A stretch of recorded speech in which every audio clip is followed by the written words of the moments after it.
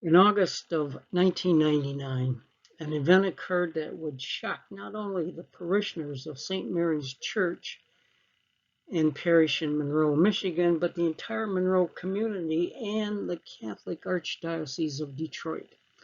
The lost cemetery of St. Anthony's Mission and Parish, that was in existence 1788 to 1845, on the River Raisin was rediscovered unknowingly by Bonnie Kohler and Sharon Friedline, who found human bones while looking for Indian arrowheads along the property marked by the old 1959 historical marker shown here in this slide in the foreground.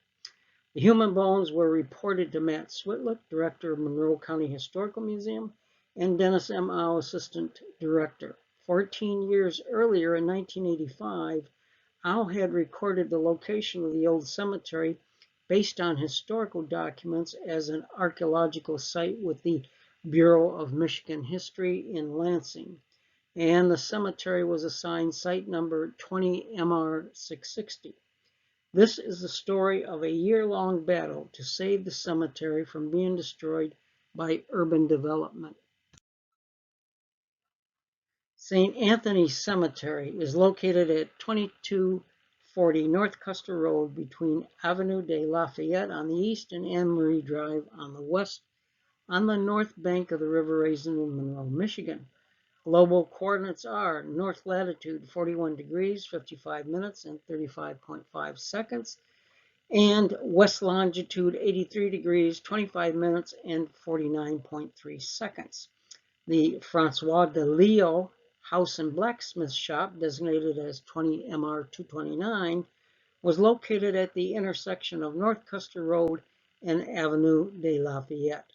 Built in 1789, destroyed in 1813, and rebuilt in 1816, it was finally abandoned and destroyed in 1866. Francois de Leo, who lived from 1760 to 1840 years plus, performed many a repair on the old church between 1800 and 1825. Left in this slide is the cemetery in July of 1999, where you can see a cornfield behind the 1959 historical marker looking northwest.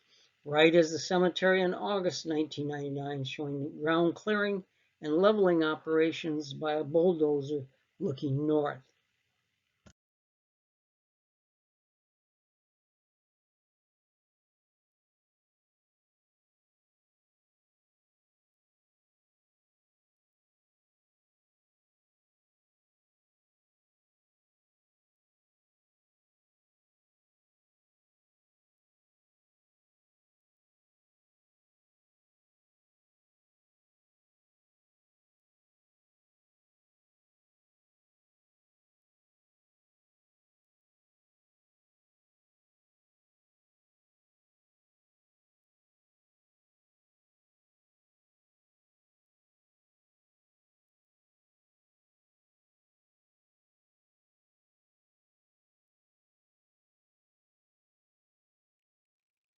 Community awareness and activism are key to historic preservation.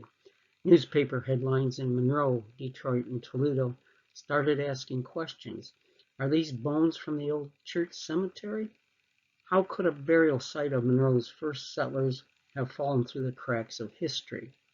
Does this grave discovery have city officials and the builder in a bind on housing development? How could a community lose track of its own pioneer cemetery? Is the cemetery worth the emotional tension it caused and the halt of development progress? Dennis Au, a historic preservation officer of Evansville, Indiana, and former assistant director of the Monroe County Historical Museum, wrote a letter to the editor of the Monroe Evening News on September 3rd, 1999, and addressed the key issues raised by these bones. Au stated in his, "Is this site important? Are these bones worth the fuss? Yes, because the question of the location of the church and cemetery needs professional attention, that is, an archaeological survey to determine the nature of the burials and the boundaries of the cemetery. We cannot have the bones of the Navars, Drouillards, Cousineaus, Roberts, and Labadis hauled away for landfill in this cemetery. This is literally blessed ground. Ancestors of nearly every person in Monroe County with French blood lie in this cemetery. An archaeological survey began October 27, 1999, with the establishment of a 45 by 100 meter project area using a total station laser transit. Baselines were marked at 10-meter intervals. William Rudder, MEC project archaeologist and consultant Dr. G. Michael Pratt of Heidelberg University of Tiffin, Ohio, worked to trace the cemetery boundaries and expose burial remains. Both block and trench excavations were conducted. A bulldozer removed the disturbed context of the plow zone in 3 to 6 inch increments to the interface with undisturbed soil, assumed to be 3 to 4 feet below surface. 2 field technicians, one on each side of the dozer, viewed the rear of the blade between dozer tracks for bones. Another recorded the burial location and marked it with a red flag. And a third technician exposed, graphed, photographed, bagged loose bones, and recorded notes on the burial features. 45 burial features were identified beginning at a depth of 35 centimeters or 12.5 inches. Features were left intact, were coffin-shaped dark stains with articulated and non-articulated bones extending into light brown-colored clay strata beneath the plow zone. Artifacts recovered were iron nails, brass shroud tacks, fibrous material, and wood fragments for the most part. No hinges or handles were observed and collected. Each feature was graphed, a top view, location and depth of data recorded, non-articulated bones collected, bagged, and labeled with the site number, feature number, provenience, and date. No features were cross-sectioned.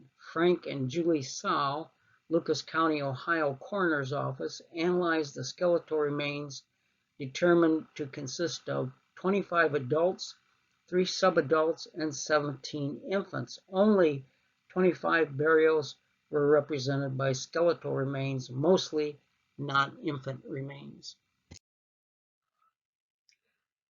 When Daniel Rice purchased 5.3 acres of land along the north side of North Custer Road in December of 1997, he had dreams of 17 model homes built that would be the River Edge Estates housing development. Work on this $500,000 development came to an abrupt halt in mid-August 1999 when workmen digging near a storm drain unearthed 5 partial plow-disturbed graves containing what appeared to be human bone. The Monroe police were notified and sent the bones to forensic pathologists in Toledo, Ohio, who believed they were from the graves of the old cemetery. 5 burials were exposed September 28th, 14 exposed September 29th, and 45 burials exposed by September 30th in 1999. Here you see Saint Antoine Cemetery the day after it rained on November 1st, 1999. Red flags mark burial features and clusters of bones outlined by Midwest Environmental Consultants Incorporated of Dearborn, Michigan. These photos are courtesy of Karen Wagner, French-Canadian of the French-Canadian Heritage Society of Michigan. Developing a cemetery for residential use was unthinkable to many citizens of the Monroe community. The site development process was flawed in Monroe City in that it did not inform Mr. Daniel Rice, developer of River Edge Estates, that it was a matter of state historic record that the project land was the site of a former cemetery. Mr. Davis Smith, president of Smith and Associates, believed along with the citizens of Monroe that the city should swap another piece of development land to preserve the cemetery. Dr. John Halsey, state archaeologist of Michigan, stated it was somewhat rare to encounter human bones during a construction project. But once cemeteries lose their markers and headstones, they tend to be forgotten. A rumor had surfaced that the burials in the old cemetery had been removed in the 1830s and reinterred in St. Joseph's Cemetery.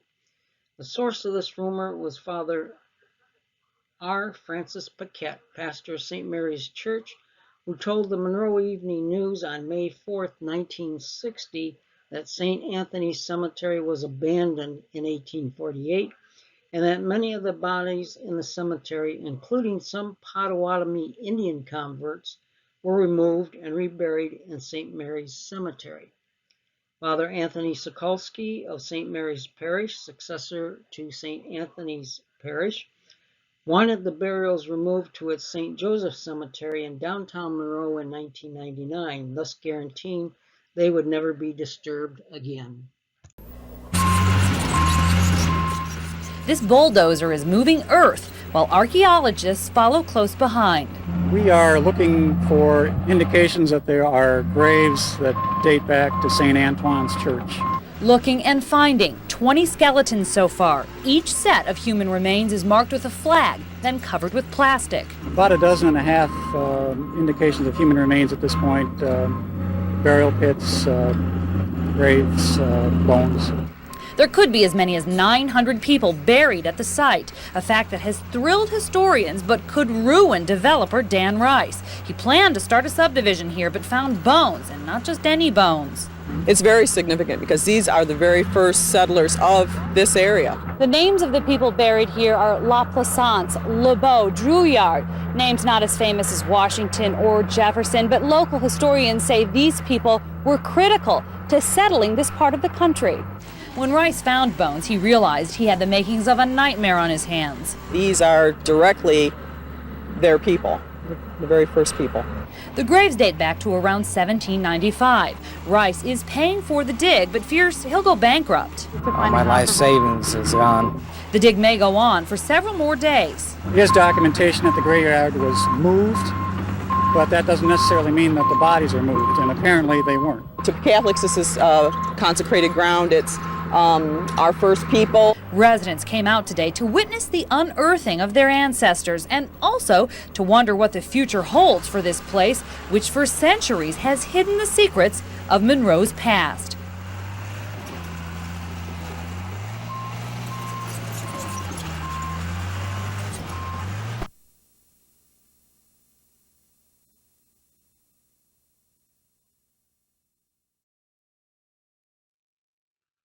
In this slide, you see exposing and defining human coffin burials. In A, you have block excavations with burial feature 1 in the foreground looking southwest. In B, you have block excavations of burial features 2 and 3 looking east. In C, you have examination of trench for burial features. And D, you have defining a burial feature.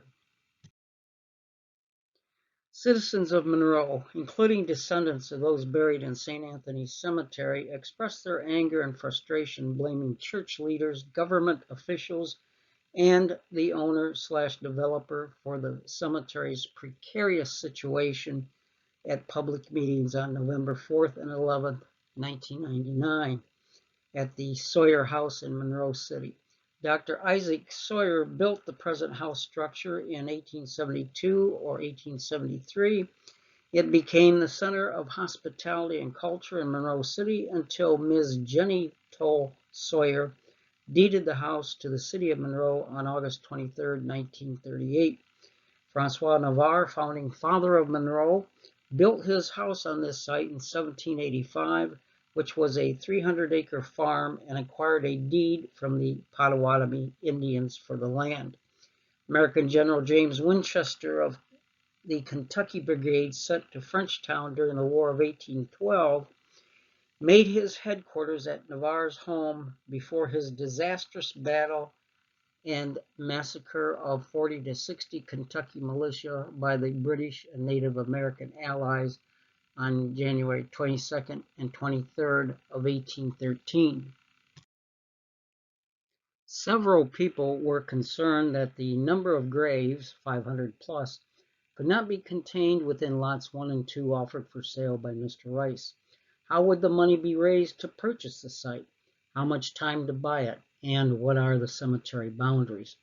Jack LeBeau said he had a friend named Sandra Anderson who had a cadaver-sniffing dog named Eagle who might help in determining the cemetery boundaries and the location of more burials in Lot 3. He would contact her if people were interested. Richard Micka, president-elect of Monroe County Community Foundation, stated, "It got lost in time. When the church moved to Elm Street, that was the beginning of the end for the cemetery. A long-term master plan for the cemetery must be established by the community." Gene Micka suggested that although no one knows who is responsible at this point for the cemetery's precarious situation, if it is to be fixed, the people at this meeting must fix it.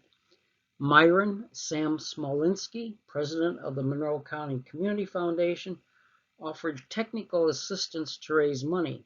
The organization offered its 501c3 status for raising funds and administrative assistance. Dan Rice, the owner and developer, offered to sell lots 1 and 2 of the development for $96,000 and $165,000 later for all 3 lots. 22 people formed a group that would be called the Friends of Saint Antoine to tackle issues posed by the cemetery. Elected were Gene Micka, president, Nancy Barron, vice president, Lair Rowe, treasurer, and Neil Miller, secretary. Their first order of business was to 1. Verify the accuracy of the number of graves uncovered at the site and the cemetery boundaries. 2.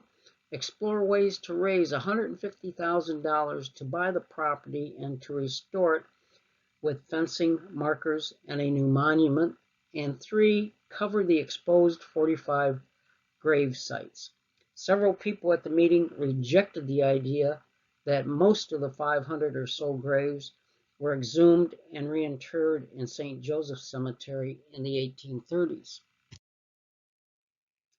Thermal imaging technology by Robert Melius of Thermal Imaging Incorporated and a specially trained cadaver-sniffing 7-year-old Doberman Pointer mixed dog named Eagle, owned and trained by Sandra Anderson of Canine Solutions International of Midland, Michigan, were used by the Friends of Saint Antoine to trace burials. Some 50 hits were identified by thermal imaging, and the canine team extended northward in a regular pattern on lots 3 and 4 of the River Edge Estates subdivision plat. These were thought to be burials of non-Christian individuals outside the cemetery, such as Indians and non-baptized individuals. On November 19, 1999, Eagle alerted its handler to 35 to 45 more burials in a few short hours that experts with their high-tech detection equipment and bulldozers could not find. Eagle put on an amazing display of canine detection ability, sniffing for traces of human skeletal remains buried as much as 6 feet below clay loam soil. When Eagle hit on a scent, he would stop, drop, and bark for his owner's attention. Sandra would then confirm the hit by asking Eagle to point to the scent. Once confirmed, Eagle got his dog treat reward. Eagle retrieved 20 fragments of skeletal remains ranging from the size of a thumbnail to a long bone. Ms. Anderson's search pattern of the back 40, that is lot 3, west and north of the exposed burials, showed no hits by Eagle. She concluded it was a very perfect, pretty little square cemetery. Sandra and Eagle were back in Monroe in April 2000, helping map out other burial sites at the River Raisin battlefield and in Monroe City itself, followed by a reporter from Archaeology Today and an independent filmmaker.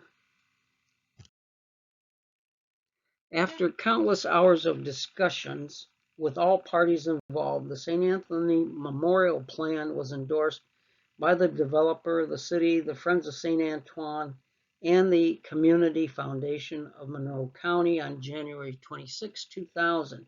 The plan included 6 provisions. The city would enter into a purchase agreement with Dan Rice to purchase lots 1, 2, and 3 of River Edge Estates for the sum of $105,000.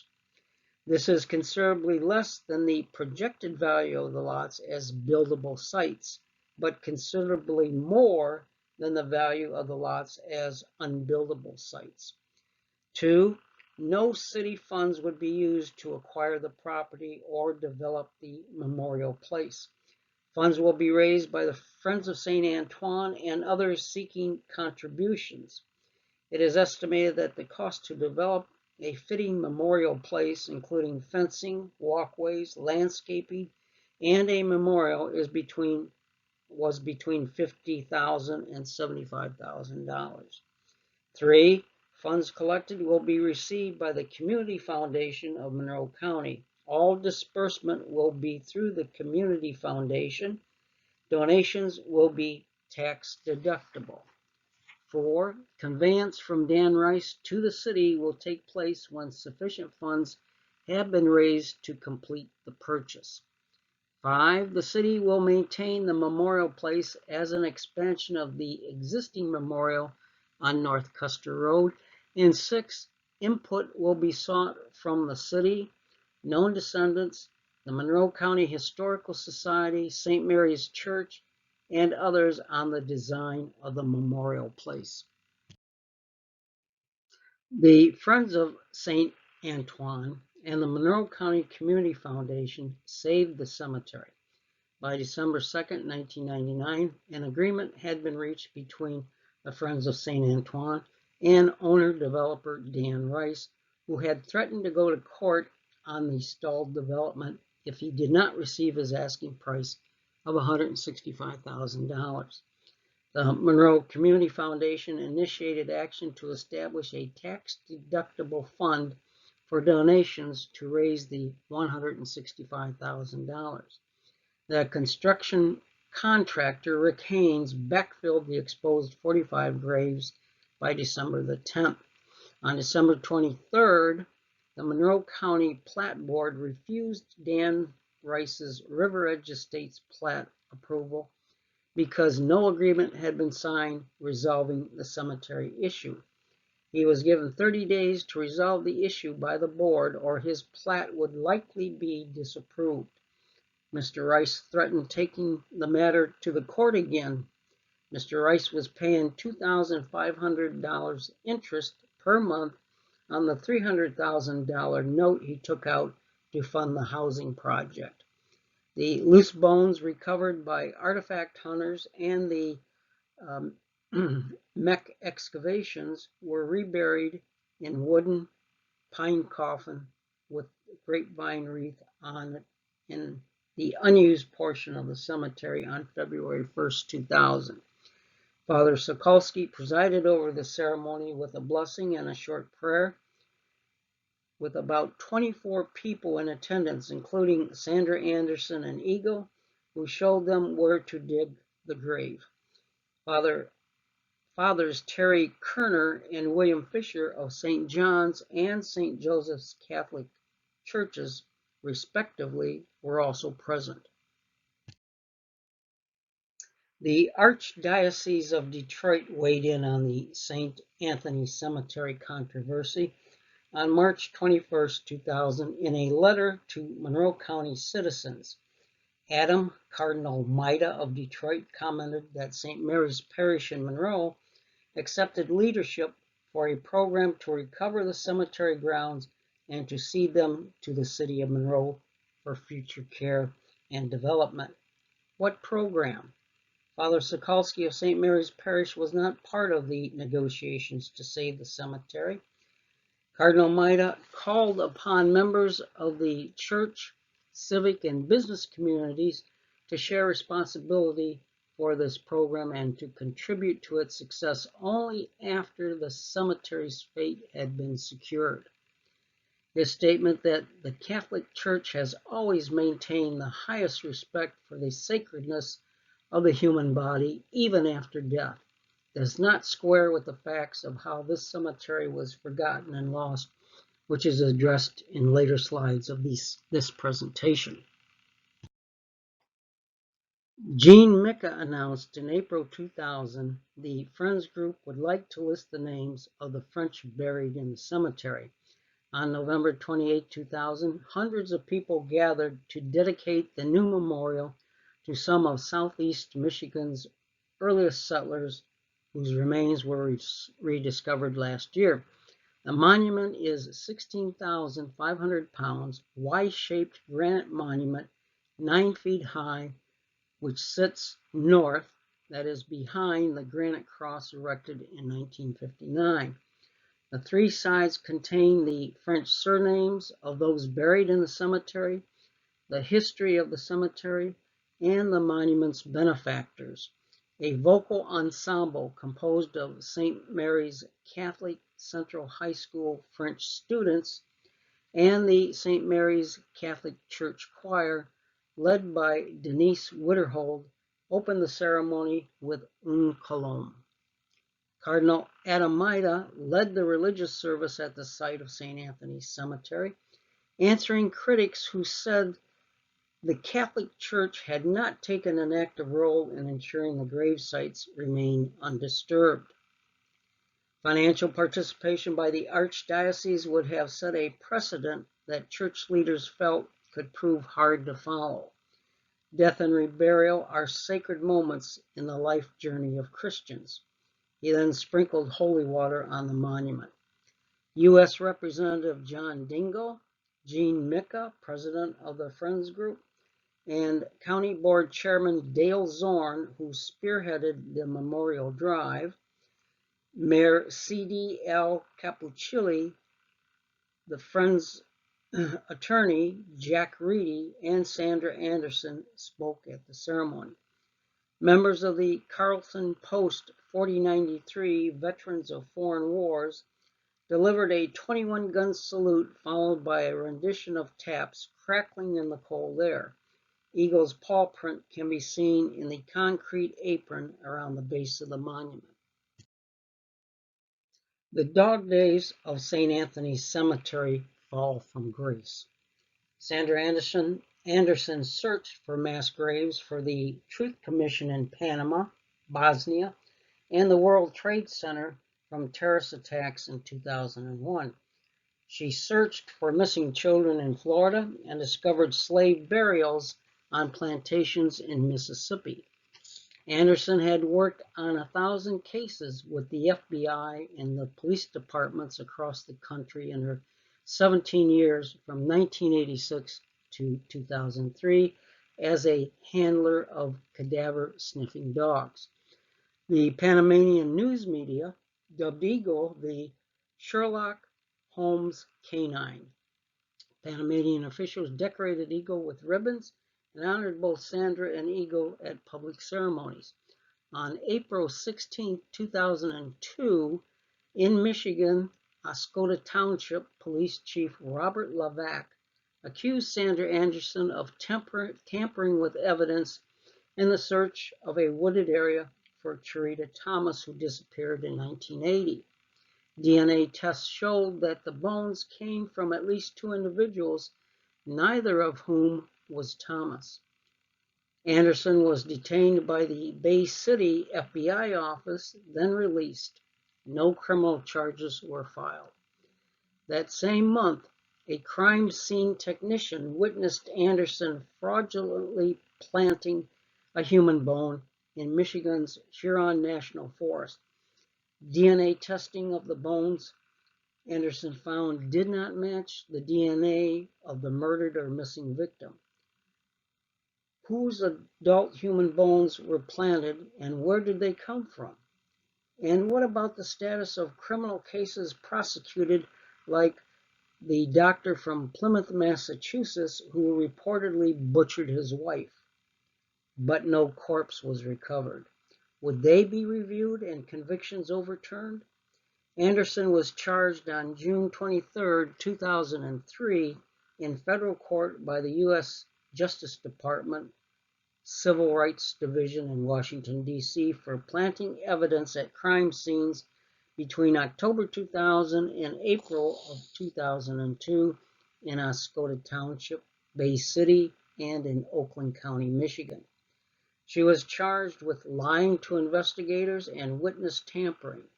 The government said she lied to the FBI and the Justice Department about planting human bones in Oscoda and the Proud Lake Recreational Center in Oakland County in January 2002, and at a business in Bay City in October 2000. Anderson pled guilty to all charges on March 10, 2004. Sandra Anderson was sentenced on September 4, 2004 to 21 months in federal prison and fined $14,400 in restitution for falsifying material facts, obstruction of justice, and false representations. So what really happened to St. Anthony's Church and Cemetery that caused it to become lost and forgotten? Father Samuel Smith arrived at River Raisin in July 1829. Smith, a Quaker by birth, was befriended by a Catholic after his father died, and he was converted to the Catholic faith. A Catholic bishop took an interest in Smith and sent him to a seminary in Kentucky where he was ordained. Smith served for 14 years as a priest before coming to Detroit and Monroe. At Monroe, he was appalled by the evil lives of the St. Anthony parishioners, begging them to reform. Smith wrote about the dispute in the parish regarding the building of the new church. Francois Navarre acted and spoke as sole manager of church affairs. He would permit certain people to enter the new church after completion. Navarre planned to yoke and drag Mr. Caldwell and Mr. Chakotay and take Father Bellamy by the collar at the altar and threatened to kick him out of doors. On September 14, 1830, Smith proposed to sell the land of the old church and cemetery, using money to improve the new church. On October 22, 1830, Smith wrote to Bishop Edward Dominic Fenwick at Detroit and reported that the old St. Anthony's Church was repaired and converted into a monastery, which he expected to be supported by a good female school. On March 28, 1831, Smith waited for Bishop Fenwick's arrival, but found it necessary to speak about Father Pierre Carabin's ways of acting, which were contrary to ecclesiastical subordination. Carabin did not follow Smith's advice and considered himself entirely independent. When Smith arrived in the parish, he found complete disorder and animosity raging among the people that was a scandal to the church. This division among the people had existed upwards of 20 years. All the influence of Father Gabriel Richard and all the priests that were sent at different times to River Raisin were unable to reconcile and reunite these people. However, Smith was able to accomplish this in his opinion. The parish at the time of Carabin's arrival was in peace and harmony. Carabin is about to destroy all the fruits of Smith's labors. He courts the popularity of the people to the detriment of religion and the ruin of Smith's authority. In this country, the priest cannot live without contributions, that is, tithes, by the people.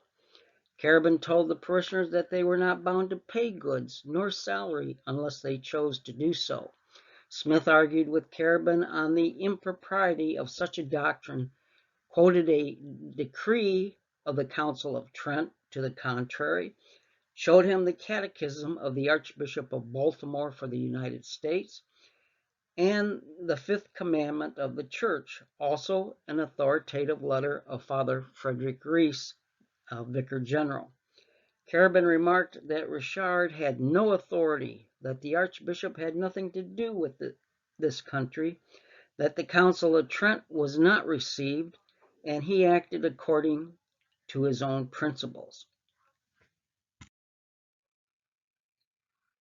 Father Samuel Smith's letter of March 28, 1831 also stated that with the consent of Bishop Fenwick, he had broken down the old trustee system that had paralyzed the parish for so many years, and although his action was laudable, it was orchestrated in a manner that precipitated much animosity against him, which was not welcomed by the church hierarchy.